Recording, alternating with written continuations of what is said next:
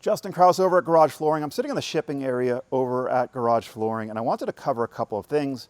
When you get a polyurea kit from us, it's going to come with a bunch of different items, and it's important that they're used properly. You are going to get some roller covers, anti-skid, and flake.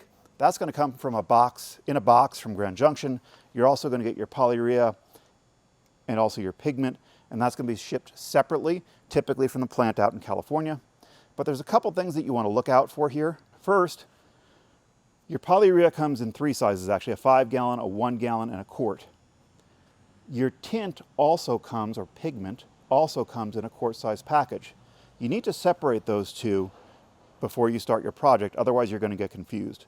So even though these two packages look exactly the same, except for a small change in the label color, one is actually a pigment pack, and the other is your polyurea.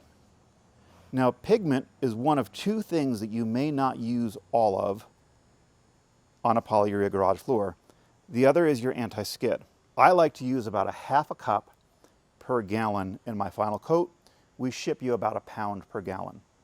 What you use is up to you. What you have to understand is the more you use, the harder it is to clean. The less you use, the more likelihood it's going to be slick when it's wet. Pigment is not a full quart. It's done by weight. It's actually heavier than a full quart of polyurea.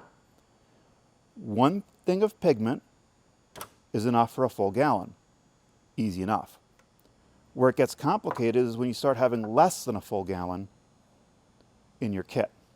In those cases, you need to measure this out in terms of fluid ounces.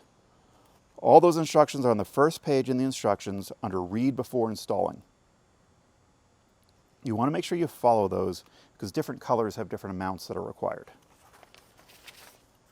The other thing that you're going to see in our kits, Midwest Rake 48203 3/8" nap roller. We recommend that you use this for both the application and the back rolling. Just a real quick note on application. In our instructions, we talk about a squeegee method, we talk about a roller method. What I like is the hybrid method for the first coat only. Mix all the material together, pour it out on the floor in ribbons, and spread it with the Midwest roller. Last thing on the kit is going to be your flake. If you have a random broadcast kit, you're going to get about a pound per 100 square feet. We don't recommend going over that because it looks kind of funky and you're going to need some extra clear to cover it.